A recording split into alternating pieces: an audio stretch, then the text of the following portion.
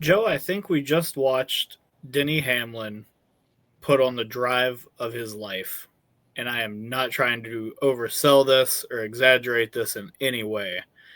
What Denny Hamlin was able to accomplish in the final 12 laps of today's race was genuinely amazing, especially with how hard it was to make a pass today, especially up towards the front.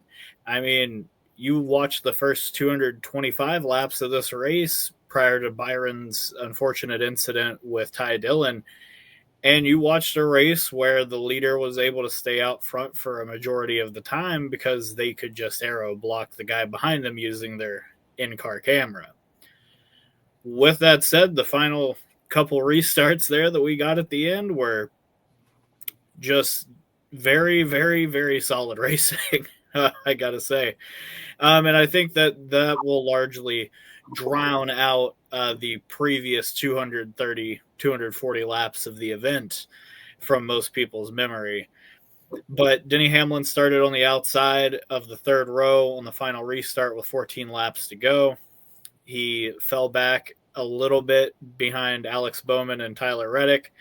And with 12 laps to go, they were coming to the line, and he shot through the middle between both of them directly in the wake of Joey Logano's car, empowered by both of them on the way out of turn 4. It was amazing. And then he got a massive run through 1 and 2 and past Logano coming down the backstretch. And it was so odd. Like, he would go on the bottom of the racetrack and just power through the corner better than anybody you'd seen all day. Obviously had a very exceptional scrap there with Kyle Larson, one of his very familiar foes. They traded positions a few times, which gave Chase Briscoe a lot of hope that he might be able to pull this off. But Hamlin was able to take Larson's high line away from him and use it to pass him. It was genuinely amazing. And within another lap, he completely blew the doors off of his teammate Chase Briscoe in the 19 car, coming down the front stretch to 5 to go. Like, I was sitting there with my wife. I was like, I think he's going to get him right here. And she was like, there's no way. He flew by down the front straightaway and never looked back. I, obviously did pick him for my pick a winner. This isn't exactly how I drew it up, but what we saw out of Denny Hamlin today was genuinely one of the greatest performances of his illustrious career. He has had many moments in these situations where he pushes too hard and completely loses track of what's happening in the moment. I mean, we saw this 2 weeks ago at Kansas, where he kind of lost track of what was happening and ended his bid at victory as well as his driver's bid at victory. And it bit him, obviously. But today he left it all on the racetrack and, pushed all of his chips in there at the end of the race. And Denny Hamlin is the first driver to successfully punch his ticket to the round of 4 for the championship race in Phoenix. You really couldn't have drawn it up any better.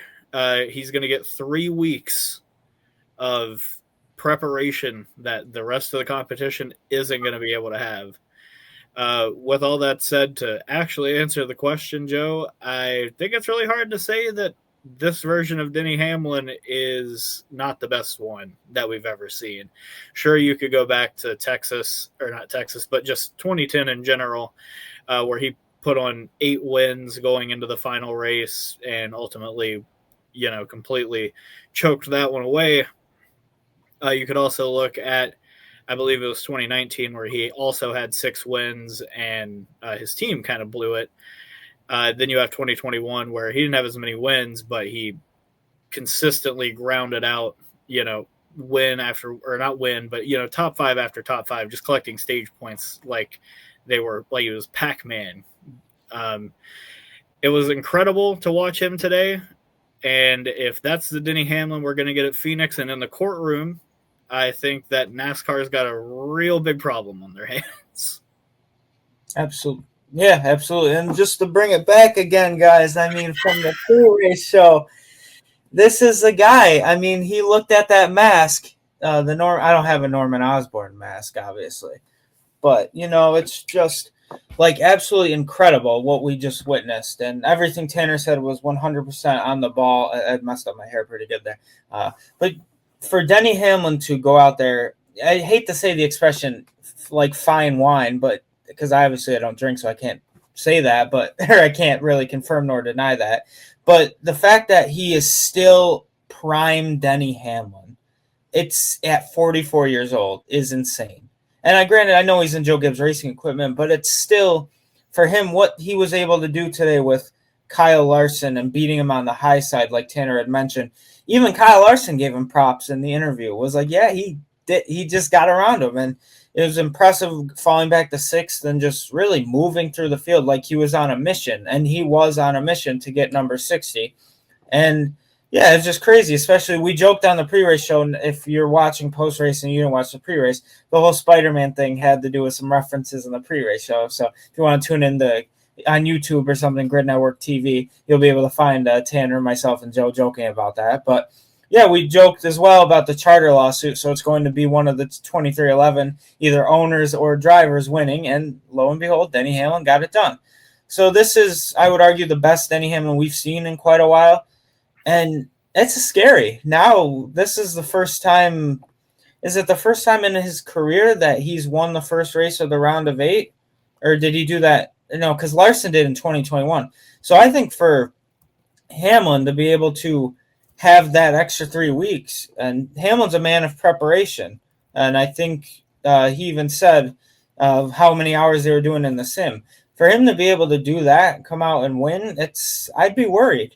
If I were any of the other 7 drivers in the playoffs, or the other 3 who end up making the final, obviously. So, yeah, just what a crazy, crazy race for Denny Hamlin. Congratulations to him on win number 60. I know his father's not doing the best, too, so a little bit emotional on that end. So wishing his family the best as well. But, yeah, like all the stuff Denny Hamlin's going through. Damn, win number 60, tying future NASCAR Hall of Famer Kevin Harvick. So now all you got to say to Denny is look and say, go get that championship now. It's been avoiding him for way too long. And I think I've said this probably 47 times. Maybe we'll have to use AI to go through all our broadcasts when I say this. Denny Hamlin is arguably the best driver without a championship in the sport. And I've been waiting for the day to say he is the best driver, one of the best drivers with the championship, instead of saying he's the best driver without a championship.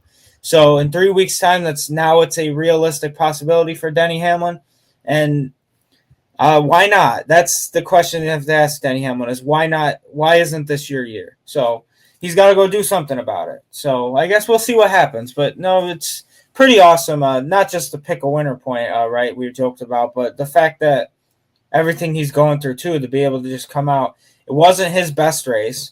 It was Larson and Byron, and then even Briscoe was up front. But it didn't matter because Denny Hamlin in that AM/PM Toyota Camry got to the front on the high line. Low line didn't matter. He was racing on that track. A one-groove track traditionally became any groove for Denny Hamlin, and he got it done. So congratulations to that Joe Gibbs Racing team on especially Denny Hamlin on win number 60.